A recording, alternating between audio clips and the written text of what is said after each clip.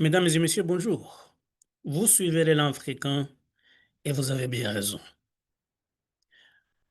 Nous avons eu l'occasion d'évoquer sur cette chaîne les relations tendues entre l'Algérie et le Mali.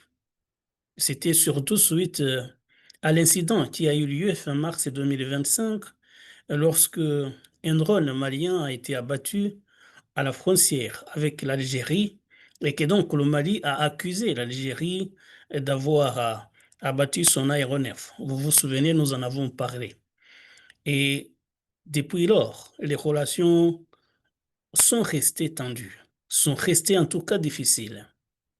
Et nous avons suivi ce week-end lorsque le président algérien, M. Tebboune, s'est adressé à la presse. Il est revenu sur les relations entre son pays et son voisin du Sud.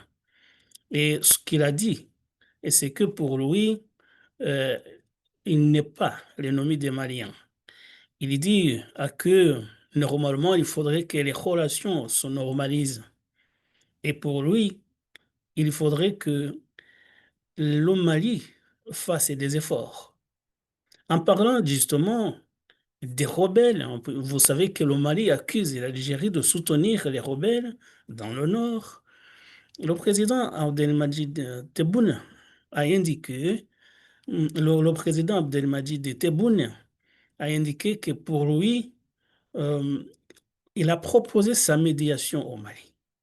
Il dit, je suis prêt à jouer de médiateur entre le gouvernement de Bamako et la rébellion à condition que le Mali me le demande. Et je ne sais pas si le Mali est prêt à franchir ce pas d'aller demander à son ennemi du Nord de jouer de médiateur entre le gouvernement et la rébellion.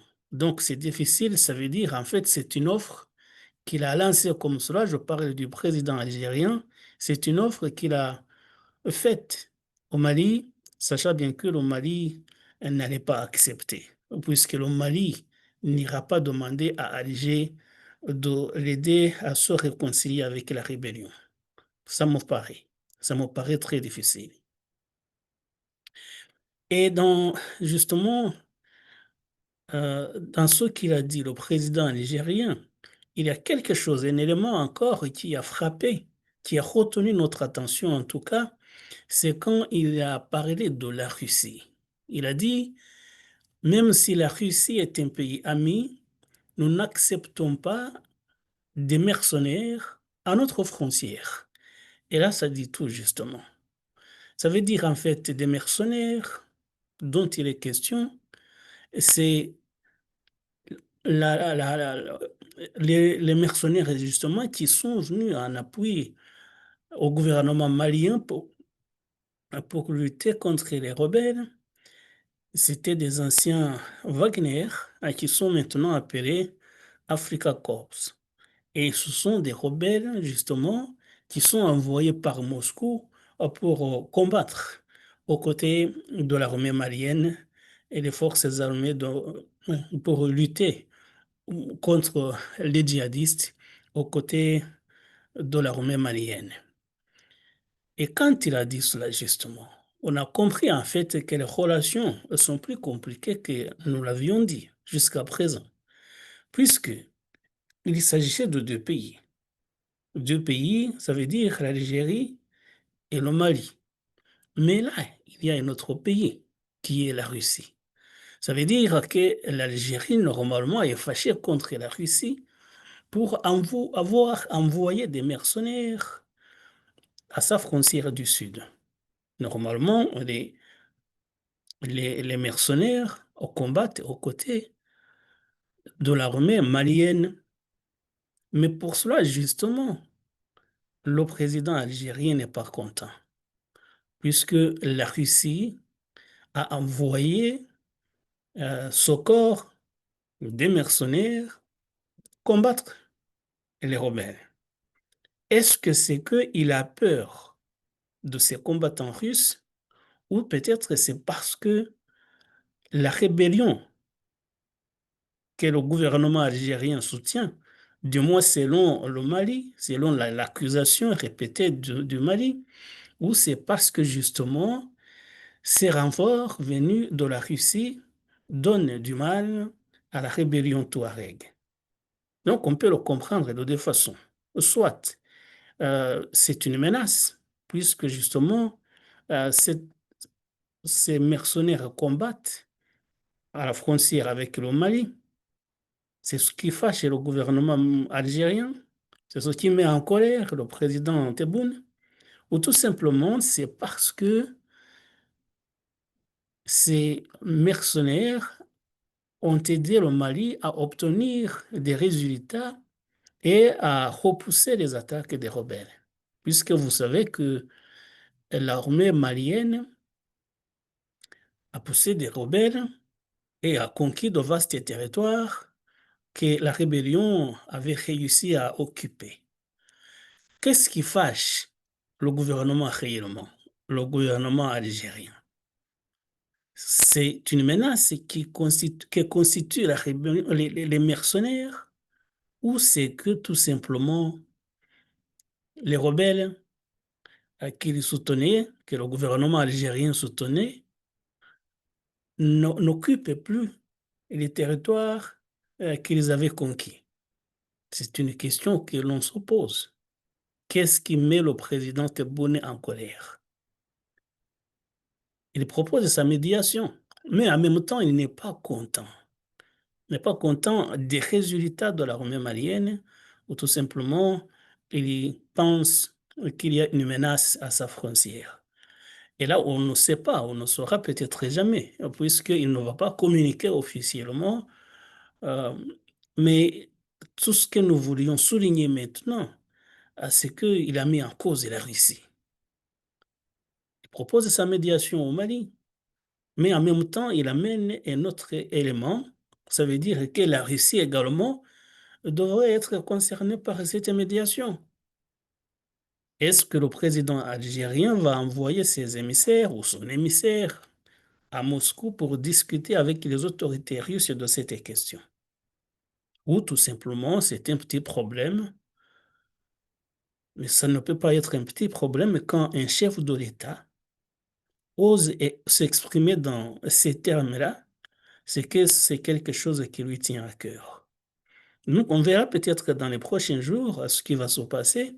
Et d'abord, on a été surpris, le gouvernement malien n'a pas communiqué, n'a pas répondu, jusqu'à ce jour en tout cas, n'a pas répondu à la proposition de l'Algérie. Ça veut dire l'offre de médiation. C'est quand même un peu étonnant aussi, puisque le Mali aurait dû euh, donner sa réponse. C'est que peut-être l'offre algérienne n'était pas du tout sérieuse, peut-être, ou tout simplement c'est que le Mali sait bien que justement cette offre ne tient pas debout et que il n'y a pas de raison de s'y intéresser. Dans tous les cas, le Mali n'a pas communiqué. Donc la médiation, pour moi, n'aura pas lieu justement puisque l'Algérie a posé cette condition que le Mali doit lui demander de jouer de médiateur. Donc il y a un jeu de dupes. Les deux pays continuent en tout cas d'entretenir de fâcheuses relations et il faudrait qu'il y ait une médiation quelconque pour que les deux pays puissent retrouver la paix et que les relations se normalisent. La dernière fois que nous avions évoqué cette question, nous avions dit que l'Union africaine joue les absents, que l'Union africaine ne joue pas son rôle de médiateur dans cette crise au Sahel.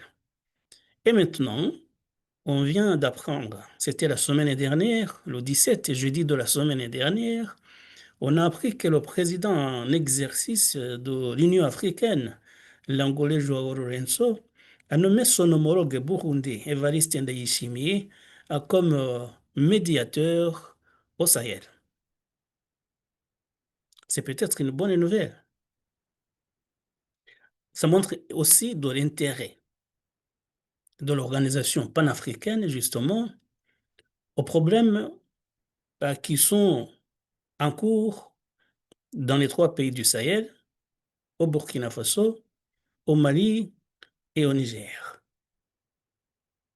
Le mandat confié à Évariste Ndayishimiye n'a pas été très précisé, mais on a compris qu'il s'agit en réalité d'intensifier les efforts de dialogue pour un retour de la paix durable. Évariste Ndayishimiye devra discuter, bien entendu, avec les autorités des trois pays.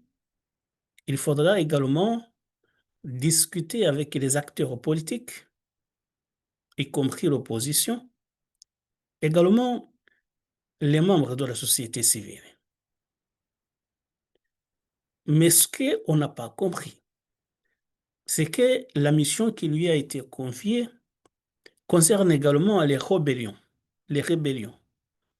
Parce que vous savez que les trois pays, justement, sont secoués par des attaques djihadistes, que ce soit le Mali, le Burkina Faso, que ce soit le Niger. Ces trois pays sont confrontés à l'insurrection djihadiste, surtout dans le nord. Est-ce qu'Evariste Ndayishimiye va aller jusqu'à discuter avec les rebelles? Rien n'est moins sûr. On verra s'il va le faire.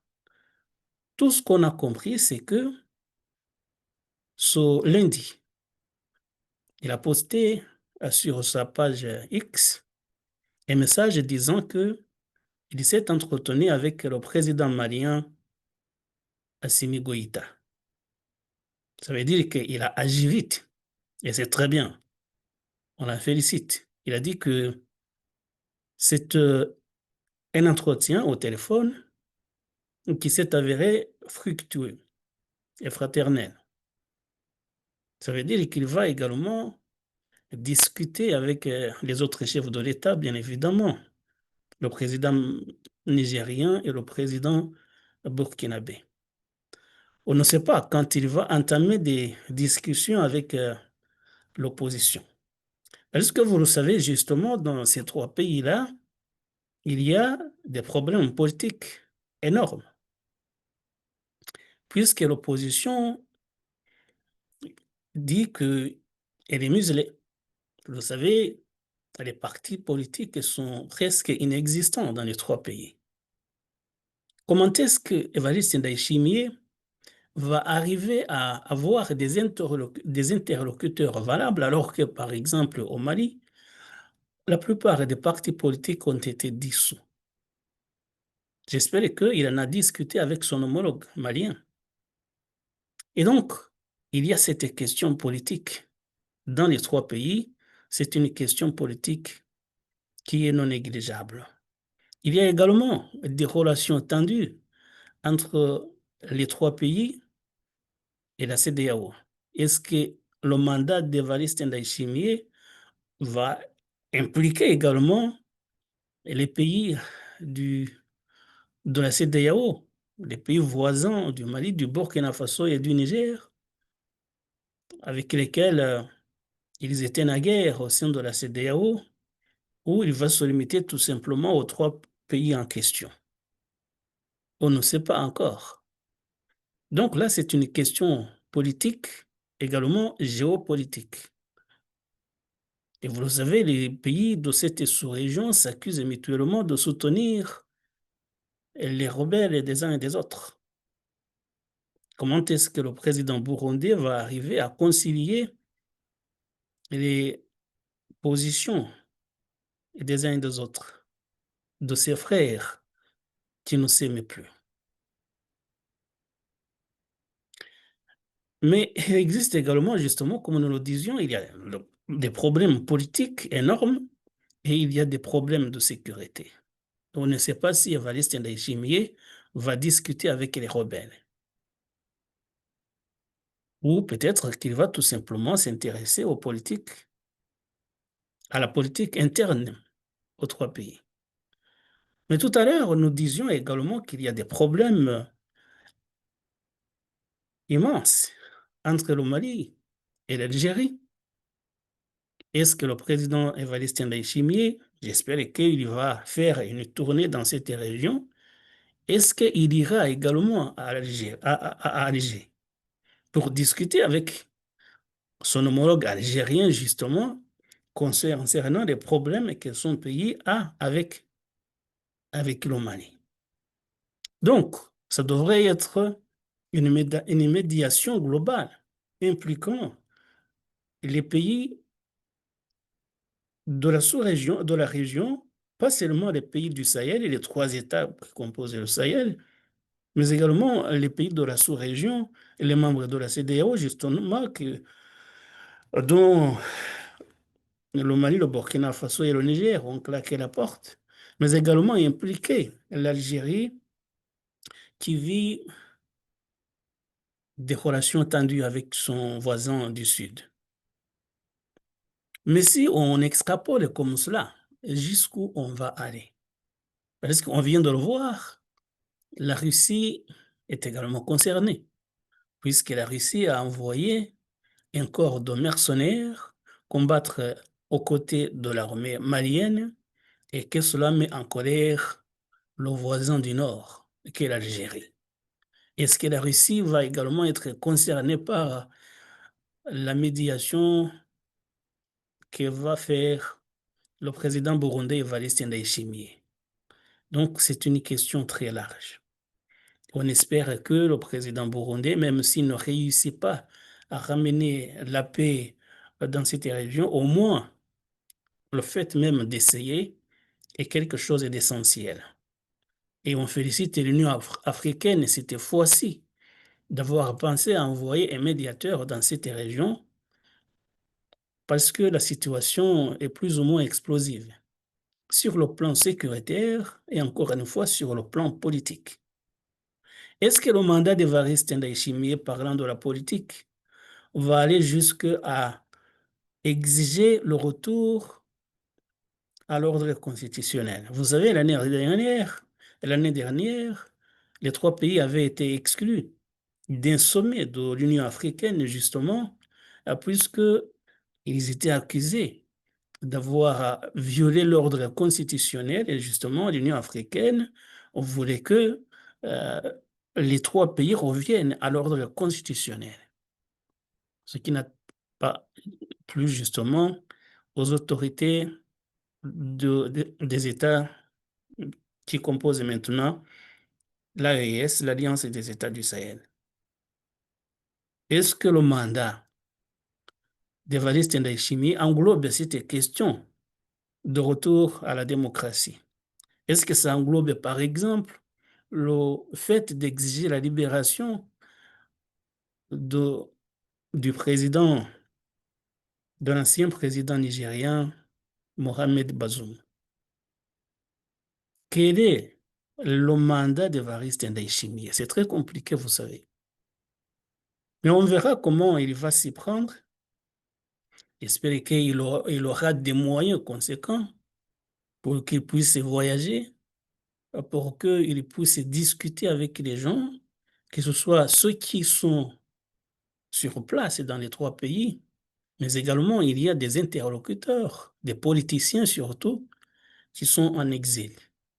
Donc il faudrait d'abord qu'il compose son panel des gens avec qui discuter, en vue d'engager un dialogue franc et consensuel. Et donc, on attend de voir ce que va faire le président burundais. Mais encore une fois, c'est un point positif que l'Union africaine ait songé cette fois-ci, ait songé à s'intéresser à la situation dans la région du Sahel. On espère que cela aboutira à des résultats tangibles. C'est en tout cas ce que nous souhaitons. Et voilà, mesdames et messieurs, merci de nous avoir prêté attention. À très bientôt pour d'autres sujets. Au revoir.